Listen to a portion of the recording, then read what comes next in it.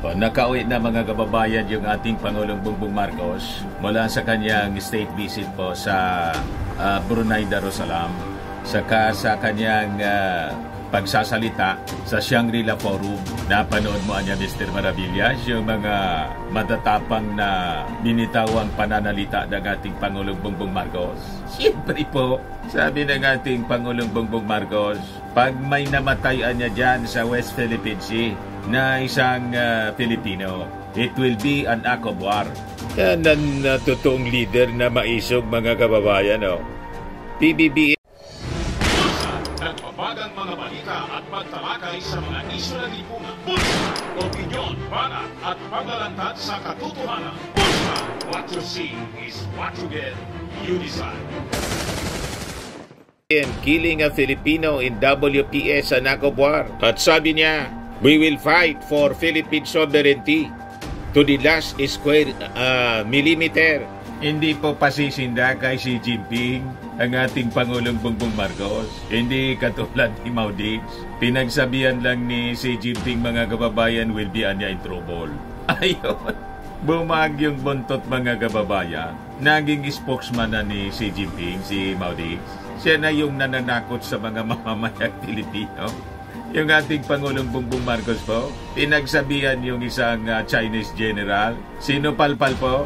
Ayan po, mga kababayan, nagtanong siya doon sa open forum na. Sabi dito, Marcos tells Chinese general, South China Sea peace, a world issue.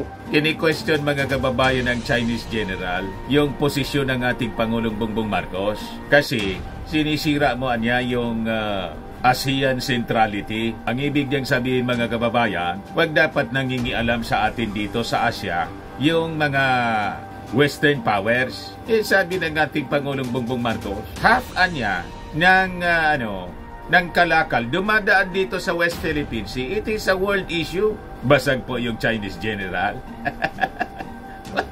Iparinig ko sa inyo, mga kababayan. But before ko, mga kababayan, bigay sa inyo yung full story ng mga balitang yan, click subscribe muna dito sa ating YouTube channel and hit the notification bell para lagi po kayong updated sa mga kaganapan dito sa ating bansa. Like and share na rin po ninyo ng ating video. At huwag na rin po ninyo na skip yung ating mga commercial ads para tuloy-tuloy lang ang pag-unlad ng bagong Pilipinas. Sa mga naganap ng malinis and spacious fitness gym, pumunta na lang po kayo sa aming Colossal Fitness Gym. We also offer Grab car rental with our brand new 2023 model ng Toyota Innova. We also accept booking for those who are planning to travel via PAL, Cebu Pacific, and other airline companies, local and international, and Meralco Bills, Aleco Bills, PLDT, etc. Ang Colossal Fitness Gym is located at 3rd floor Security Bank Building, Lanco Business Park, Legazpi City, Albay. For inquiries, look for Gilon Maravillas. Contact number 0966-802-0949. Lagi na pong matao sa amin. Na-set up na rin yung aming mga bagong gym equipments. May treadmill na rin po kami. Ito naman po yung bago naming product na binibenta online. Eye Glow Serum, whitening po siya. Tingnan ninyo yung epekto sa aking anak na architect before and now. Yung mga inquiries po ninyo, dumiretso na lang kayo sa kanyang Facebook account, Riz Maravillas. Ito naman po, Firmax Firming and Lifting Cream, pinapahid po sa mga pulses and affected area. Mainam po siya sa mga pains, mga paninigas na mga kaso-kasuan. Pinapahid-pahid lang po siya sa mga pulses. Ito naman po, Automax Radiant Serum. Sa mukha naman yung application. Anti-aging po siya. You will look 10 years younger than your age. Sa mga cancer patients naman po, baka lang gusto ninyo itong itry. Ningxia Red Mix Fruit Drink. Hindi man po siya gamot, food supplement siya. Kaya lang, gawa siya, mga kababayan, sa goji berry. Yung goji berry may anti-cancer properties. Yung mga inquiries po ninyo, dumiretso na lang kayo sa aming messenger sa Facebook para masagot namin agad. Ayos pa? Ayos na ayos niya, Mr. Maravillas. So, balikan natin yung ating kwento. So yan po yung Chinese general na sinupalpal ng ating Pangulong Bongbong Marcos. Pakinggan natin po yung kanyang sinasabi. I noticed in your speech you mentioned many times about ASEAN centrality. Review the TAC, which your father signed, that showed the bond of ASEAN.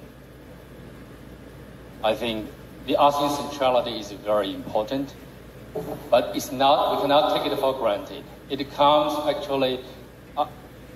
from the ASEAN way, three principles. First, mutual respect. Second, consensus building.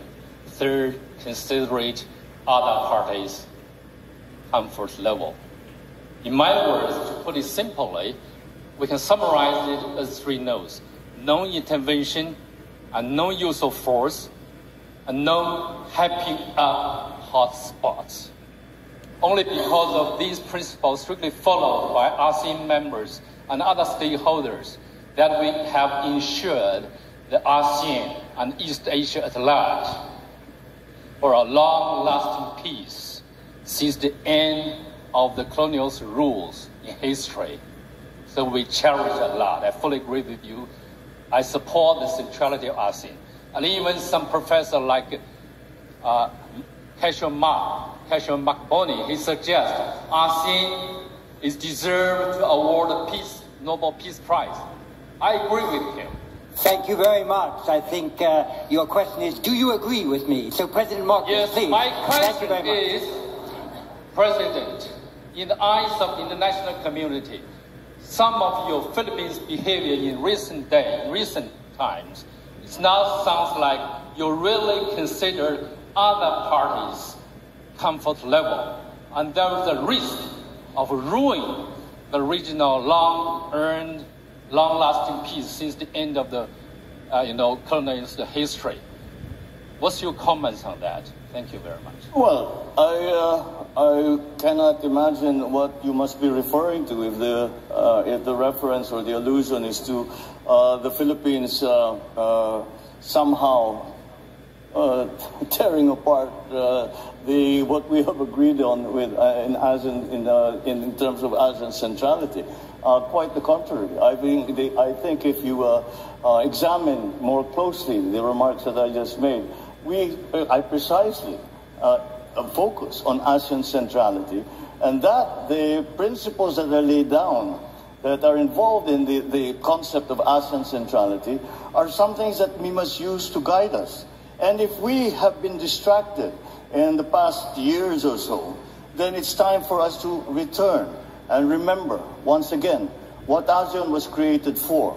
And that is to create an aggregation of nations that have very many common interests, and that can be, and that partnerships within that multilateral organization can help each other and help the region. And so the Philippines is still remains true to the principles that were established and upon which ASEAN was born. And I think, as I said, that many of these things we no longer speak of today, but we must, because they are as relevant today as they ever were, perhaps even more so, because the global situation is a great deal more complicated than it used to be before. I would even go far as to say there is no such thing as a regional issue any longer. We have all experienced the unexpected effects of the war in Ukraine, of the conflict in the Middle East, and all of these. And when we talk about the South China Sea, we have to also remember that the South China Sea is the passageway for half of the world trade. And therefore, the peace and stability of the South China Sea and the freedom of navigation of the South China Sea is a world issue. And that is what I am proposing. And I am saying that yes, it is a regional issue, but we must examine and be part of the discussion. We must include all parties in that discussion, because now it is not just ASEAN member states who are stakeholders. And it is quite easy to see that it is in fact the entire world. So ayun, nasupalpal mga kababayan ng ating Pangulong Bongbong Marcos kasi ang pinupunto po nitong Chinese general, yung tatay mo niya, referring to former President Ferdinand Edralin Marcos, original signatory, pumirma dito sa, sila yung nagsimula nitong ASEAN, kaya pinupunto niya itong ASEAN centrality, na ang ibig niyang sabihin mga kababayan, di man dapat nangingialam yung mga hindi Asians, yung Western powers, ang tinutumbok po ng Chinese general, yung Amerika, siyempre. So, lumalabas, anya na parang inabando na ng ating Pangulong Bongbong Marcos, yung pinakang espiritu ng ASEAN centrality. Kaya sabi ng ating Pangulong Bongbong Marcos, hindi anya, walang ganon. Yan ba, ulitin natin yung sinabi, paliwanag ng ating Pangulo. And the freedom of navigation in the South China Sea is a world issue. And that is what I am posing. I am saying that this is yes, it is a regional issue, but we must examine and be part of the discussion. We must include all parties in the discussion, because now it is not just ASEAN member states or stakeholders.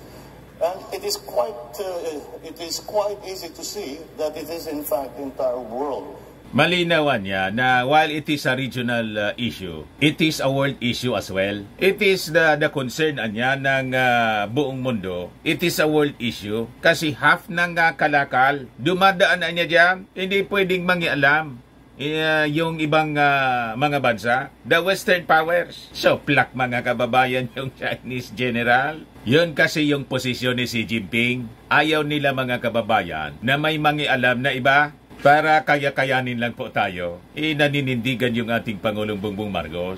Hindi niya bilateral, multilateral engagement. Yun ang posisyon. Para hindi tayo po agrabyado. Hindi tayo po kamutihin, madaling sabi. Bakit niya, Mr. Maravillas? Ano yung sinasabi nung Chinese general na ASEAN centrality? Sinerge ko po kung ano yung kaulugan niya. Ito po siya.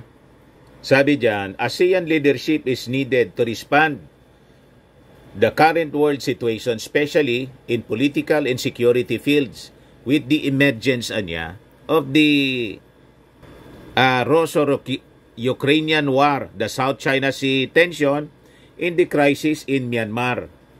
ASEAN needs to manage the issues properly to encourage and enhance cooperation and peace in the region. Article 1.15 of the ASEAN Charter clearly states, the ASEAN's main objective is to maintain ASEAN centrality and a proactive role as the main driving force for its relation in cooperation with external partners in an open, transparent, and inclusive regional architecture. ASEAN centrality should emphasize on a self-centered system development. The ASEAN centrality concept, as stated in ASEAN Outlook on the Indo-Pacific, broadly emphasizes that ASEAN must become the dominant regional platform to overcome common challenges and engage with external powers. Yon ang pinupunto ng Chinese general na dapat tayo-tayo lang dito sa ASEAN. Walang interference. So, pinapalabas, mga kababayan ng Chinese general, sinisira ng ating Pangulong Bongbong Marcos yung konsepto na mismong yung tatay ng ating Pangulo, signatory noon pang panahon. Sabi ng ating Pangulong Bongbong Marcos, ito ang yung issue sa West Philippine Sea. While it is an issue of the region, it is a world issue kasi dumadaan dito, half of the world trade dumadaan dito. Black na yung Chinese general pa. Hindi umobra yung kanyang yung angas. At sa pagtatanong pa mga kababayan sa open forum po, in-emphasize ng ating Pangulong Bongbong Marcos kasi may nagtanong kung kailan mangyayari yung pag-invoke ng Mutual Defense Treaty pag may namatayan niyang Pinoy. It will be an act of war. Ayan po. Kasi sabi ng ating Pangulo, we will fight for the Philippine sovereignty to the last square millimeter. Di ba, mga kababayan? O ito po yung nagtanong. Chinese Coast Guard water cannons killed a Filipino sailor. Would that cross a red line? And then can you also give us a sense of what are the actions that would trigger a request from Manila to Washington to invoke the U.S.-Philippines Mutual Defense Treaty? Thank you. And I will ask as the last question, Justin Bakisal. If you could stand, I know you sought the floor from ASEAN, so please go ahead. Magandang gabi, Mr. President. Good evening. Dalawa yung question po. My question relates to your vision for the force posture of the Philippines. Dalawang question po. So the Philippines has always discussed that the defense of our national territory is primarily our responsibility under the unilateral defense plan. So what specific force packages are you eyeing particularly in the next coming years, and what exactly are we to expect after Horizon 3 or the AFP modernization program? Thank you. What the gentleman is referring to, the Horizon 3 acquisition program, is the acquisition program that our Department of National Defense has just completed.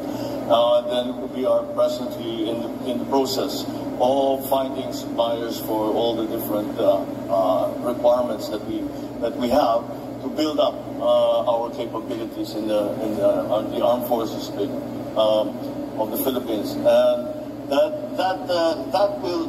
we are hoping that these acts are just a deterrence. As they say, to work for peace, prepare for war, and it is an unfortunate truth. But and that is why we have undertaken this long-term. It has been going on for many years now. This long-term plan of increasing the capabilities of our military and our civilians, such as the Coast Guard in the Philippines. To go back to the first question, what would happen if there was an incident that ended up killing a Filipino serviceman? Pag may namatay po, a Coast Guard or in the military and part of the Navy. Well, that would be that would certainly increase the level of response, and if by a willful act on a Filipino, not only serviceman, but even a Filipino citizen, if a Filipino citizen is killed by a willful act, that is, I think, very, very close to what we define as an act of war, and therefore we will respond accordingly. And our treaty partners, I believe, also hold that same standard for when the actions, with the joint action, will be undertaken in support of any such incident in the Philippines. Once we already have suffered injury, but thank God we have not yet gotten to the point where any of our participants, civilian or otherwise, have been killed. But may injury na, kaya lang wala pang niyang namamatay. Certainly cross the Rubicon. Is that a red line? Almost certainly it's going to be a red line. That is the red line na niya. Mr. President. Malinaw na si Jinping. Dapat malinaw niya yun sa inyo, mga bully dito sa West Philippine Sea. Huwag susobra po, kasi may hangganan ang ating pasensya siyempre. Alangan man na pinagpapatay na ninyo yung aming mga kababayan, matutulog lang po kami sa ilalim ng kulambo. Walang ganun po. Hindi ganyan yung ating Pangulong Bongbong Marcos. Hindi po kami pasisindak sa inyo. Malinaw ang mensahe ng ating matapang na Pangulong Bongbong. Ayan man lang po mga kababayan. Ako po si Dante Maravillas. Bye-bye. God bless.